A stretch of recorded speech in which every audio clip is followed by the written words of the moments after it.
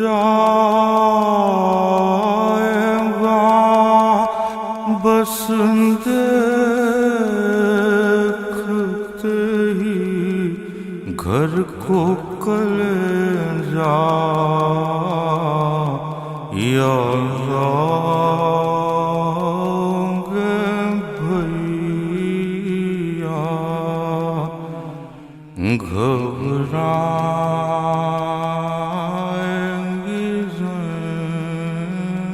السلام علیکم خواتین و حضرات. آج عنوان سادات کے خیموں سے اٹھ رہا ہے دھواں. اس عنوان کو لے کے حاضر خدمت ہوئی ہوں. ایپیسوڈ 2 میں ہمارے ساتھ صبیہ حیدر موجود ہیں. بہت ممنون ہیں ہم کہ آپ نے دوسرے ایپیسوڈ کے لیے بھی ٹائم نکالا قائم ٹی وی کی جانب سے. اور خواتین و حضرات، آج جس بی بی کی شخصیت پہ ہم روشنی ڈالیں گے وہ بی بی وہ ہے کہ جو نساء کے میدان میں رہتے ہوئے نساء کی تصویر کی ایسی عکاسی کر رہی ہے کہ انقلاب کے ساتھ جس طرح سے خطبے دیے کوفہ سے شام، شام سے کوفہ، کہ جس کو شاعر ان الفاظوں میں قلم بند کرتے ہیں: جرت میرے ددیال کے آنگن سے چلی ہے، عصمت میرے ننیال کے گلشن میں پلی ہے، واللہ میرے گھر کا ہر فرد ولی ہے، اور زینت ہوں میں جس کی وہ رتبے میں علی ہے. میں حیدر کرار کا عکاس لگوں گی، میں حیدر کرار کا عکاس لگوں گی، بولوں گی آج ایسے کہ قاضی کو عباس لگوں گی. جناب زینب سلام اللہ علیہ جو باپ کی زینت ہے، کس طریقے سے اس قافلے کی سالار بنی ہیں، کس طریقے سے امام حسین کے جنازے سے گزری ہیں، کس طرح سے 72 لاشیں پڑے ہیں اور جناب زینب سید سجاد کو سمجھا رہی ہیں. آج ان سوالوں پہ روشنی ڈالتے ہیں. ہمارے ساتھ صبیہ حیدر ہیں. جی بتائیے ذاکرہ صاحبہ کہ کس طریقے سے مولا حسین کا سویم ہوا؟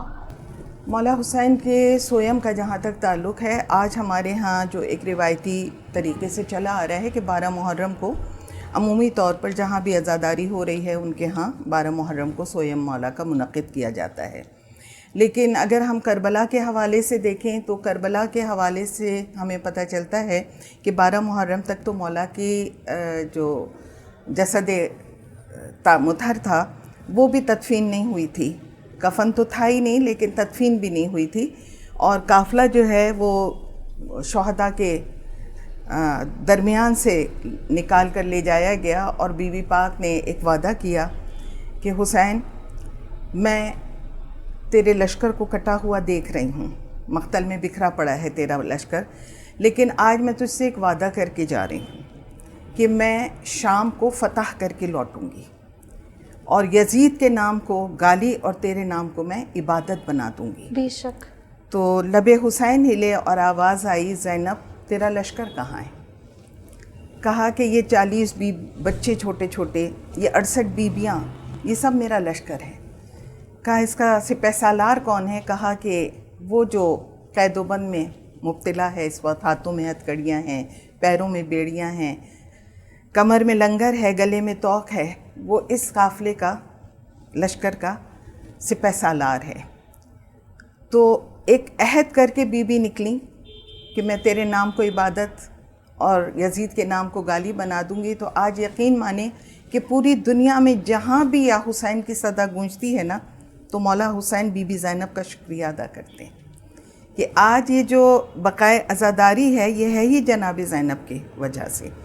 لیکن اس کے لیے میں تھوڑا سا بیک گراؤنڈ پہ اس لیے جاؤں گی کہ جیسے میں نے پچھلی دفعہ آپ سے کہا کہ غدیر کا موقع، اور غدیر میں بی بی پاک کو جو تہنیت پیش کی گئی تو شہزادی کونین سمجھ گئیں کہ میرے باپ نے اگر مجھے مبارکباد دلوائی ہے تو اس کا مطلب ایک بہت بڑی رسپانسبلٹی میرے کاندھوں پر ڈالی جا رہی ہے.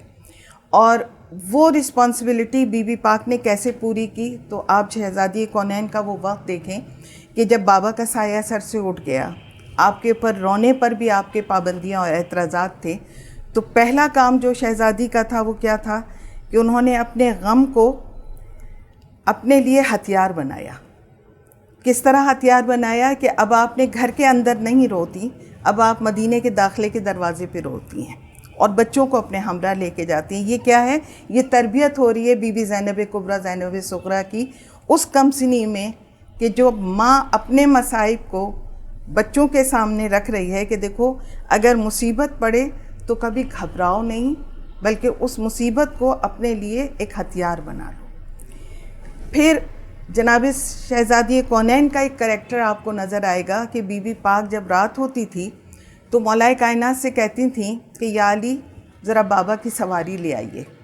اس سواری پر آپ جناب زینب کبریٰ صغریٰ کو لے کر بیٹھتی تھیں اور پھر مہاجرین کے اور انصار کے دروازوں پر جا کر صرف ایک سوال کرتی تھیں کہ 18 ذی الحج کو تم موجود تھے یا نہیں تھے؟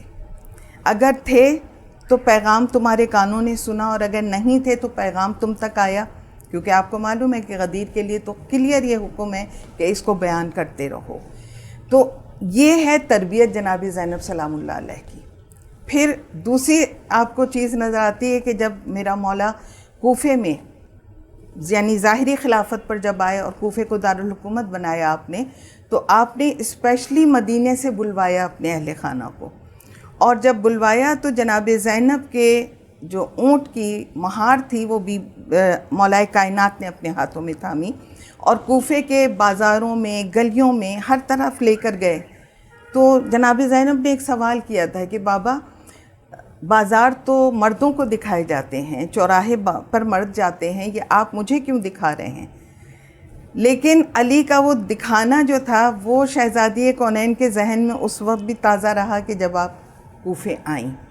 تو بی بی پاک کے کردار کو اگر آپ دیکھیں تو اللہ کے بعد جناب سید سجاد کی حفاظت جو تھی وہ بی بی پاک کی ذمہ داری تھی، اور اس کے ساتھ ہی امام حسین جو ذمہ داری اپنے ساتھ لے کر آئے تھے کربلا میں، وہ بہت امپورٹنٹ چیز ہے. اس لیے کہ یاد رکھیے کہ کربلا جو ہے وہ عمل کی بقا کے لیے نہیں ہے، وہ عقیدے کی بقا کے لیے. بیسکلی تھا کیا؟ دیکھیے نمازیں تو دونوں طرف ہو رہی تھیں، روزے بھی دونوں طرف ہو رہے تھے، قرآن بھی دونوں طرف پڑھا جا رہا تھا. مین چیز کیا تھی؟ عقیدہ نہیں تھا. اور عقیدہ کس چیز کا نہیں تھا؟ عقیدہ امامت و ولایت نہیں تھا. کیونکہ امام حسین پنجتن کے فرد آخر تھے، اگر یہ اس کے لیے جہاد نہ کرتے تو نتیجہ کیا ہوتا کہ ہمیشہ کے لیے پھر ولایت و امامت کے عقیدے کو ختم کر دیا جاتا، جو کوشش تھی بنو امیہ کی. تو بقائے ولایت و امامت کے لیے مولا حسین آئے اور اس کو باقی رکھنا تھا پھر جناب زینب نے اور سید سجاد نے، اس کو تسلسل دینا تھا. تو اسی لیے بی بی زینب جو ہیں ان کا کریکٹر آپ کو یہ نظر آئے گا کہ جب آپ کوفے آئیں تو ایک بہادر خاتون کی طرح سے. کچھ چیزیں ہمارے ہاں مصائب کی منزل پر غلط فہمی کی بنا پر آ گئیں، کچھ چیزیں ہمارے ہاں مرثیوں کی صورت میں جب آئیں تو وہی تسلسل کے ساتھ دہراتے رہے ہم لوگ. لیکن ایک چیز ذہن میں رکھیے گا کہ کربلا سے لے کر اور شام تک مولا سید سجاد نے ایک بھی خطبہ نہیں دیا، اس لیے کہ امام بولے اور اثر نہ ہو، ایسا ہو نہیں سکتا. آپ نے پہلا خطبہ 1 سال کے بعد دیا ہے جس کی وجہ سے رہائی ہوئی ہے، ورنہ جتنے بھی خطبات دیے وہ دختران مولا کائنات، دختران امام حسن مجتبیٰ، دختران امام حسین علیہ السلام، بیویوں نے خطبے دیے ہیں، انہوں نے کوئی خطبہ نہ دیا. اور یہی وجہ ہے کہ کوفے میں جب شہزادی دختر ثانیہ زہرا بی بی جب آئی ہیں کوفے میں، تو آپ نے بہت ہی اطمینان کے ساتھ سورہ نحل کی آیت نمبر 92 کی تلاوت کر کے اپنے خطبے کا آغاز کیا تھا، جس کا مطلب کچھ اس طرح سے ہے کہ تمہاری مثال اس عورت کی سی ہے جس نے مضبوط سوت کاتا اور اس کے بعد اس کو ٹکڑے ٹکڑے کر دیا، یا تمہاری مثال کوڑے پر اگی ہوئی اس گھاس کی طرح سے ہے جو دیکھنے میں تو خوشنما لگتی ہے لیکن وہ گھاس کسی کو فائدہ نہیں پہنچا سکتی. یا تمہاری مثال جو ہے وہ گناہگار کی قبر پر چڑھے ہوئے چاندی کے اس خول کی طرح ہے جو دیکھنے میں تو پرکشش ہے لیکن وہ اس گناہگار کو کوئی فائدہ نہیں پہنچا سکتا. تو یہ ہے جناب زینب کا حوصلہ کہ دشمن کے منہ پر اس کے کردار کو واضح کر کے اور پھر اس کو چیلنج کرنا کہ یہ مت سوچنا کہ تم کامیاب ہو گئے. تمہاری بظاہر کامیابی جو ہے یہ تمہاری ناکامی کا آغاز ہے. اور اس کا how she had to face the all kind of turbulence, کس طرح سے وہ پریشانیاں فیس کی ہیں انہوں نے راستے میں جاتے ہوئے کہ لوگ بعد میں انہی کے منتظر ہو گئے، یہ بتائیے. اس کی وجہ یہی تھی نا کہ جناب زینب سلام اللہ علیہ جو ہیں وہ کرداروں کو ضمیروں کو جھنجھوڑتی ہوئی اور لوگوں کے انر کو بیدار کرتی ہوئی چلی ہیں.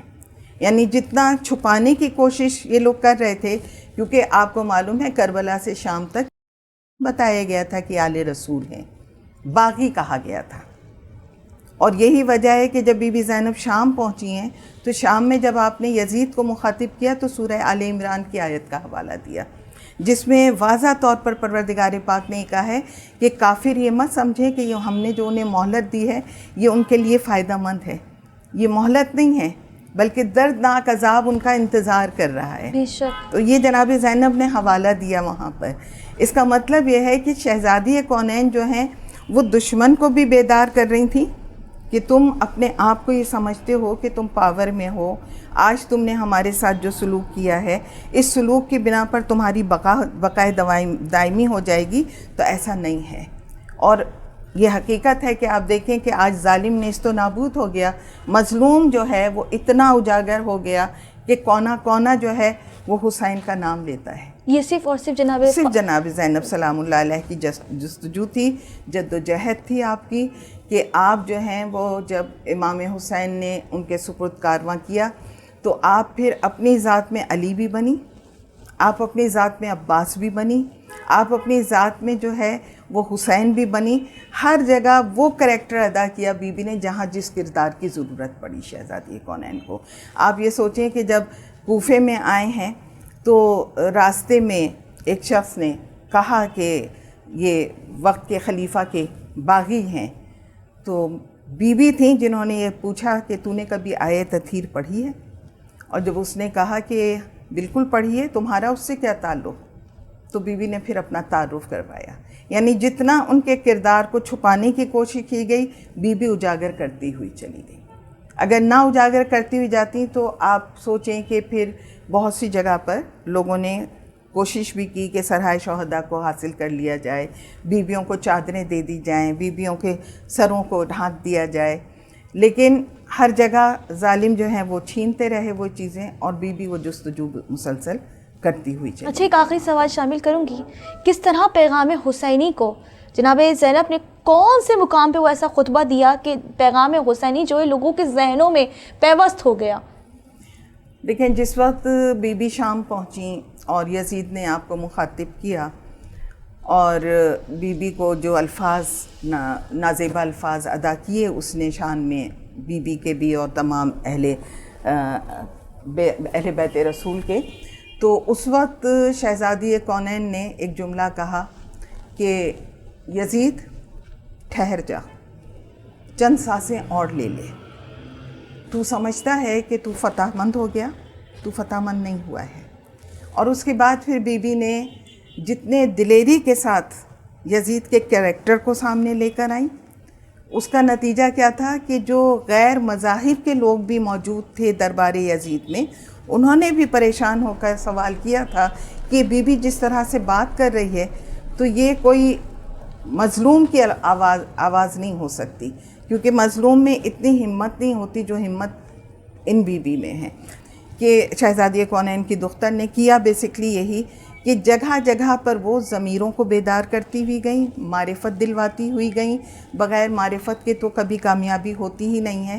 اس کے باوجود آپ یہ سوچیں کہ اہل شام اتنے بے خبر تھے کہ 1 سال تک وہ یہ نہیں جان سکے کہ جو قید خانے میں لوگ ہیں وہ رسول سے کیا تعلق ہے ان کا. یہی تو کھیل تھا بنو امیہ کا نا، کہ خاندان آل رسول کا تذکرہ نہ ہونے پائے کہیں پر بھی. اور اسی چیز کو بی بی کامیابی کے ساتھ، اور اس میں سب سے بڑا جو کردار پھر آپ کو پتہ ہے کہ امام زین العابدین علیہ السلام کا ہے پھر اس میں. ہم جناب زین العابدین کے کردار پہ دوبارہ دوسرے ایپیسوڈ میں روشنی ڈالیں گے. بہت شکریہ ناظرین ہمارے ساتھ رہنے کا. اپنی رائے سے ضرور آگاہ کیجیے گا. ایک بی بی جناب فاطمۃ الزہرا شریک رسالت بن گئی اور ایک بی بی جناب زینب شریک امامت بن گئی. اس طرح سے پیغام حسین جو ہے آج تک جناب زینب کی اس کاوش سے زندہ ہے. مزید کرداروں پہ ہم روشنی ڈالیں گے جناب صبیہ حیدر کے ساتھ. اپنی رائے سے آگاہ کرنے کے ساتھ ساتھ اگر آپ چاہتے ہیں کہ ہم کسی خاص عنوان پہ روشنی ڈالیں تو ہمارے پیج پہ ہماری ویب سائٹ پہ نمبر موجود ہے, آپ اپنی رائے سے آگاہ کر سکتے ہیں. آپ کی میزبان سائرہ عابدی. ہٹ جائے گا بس دیکھتے ہی گھر کو کلیجا یا اللہ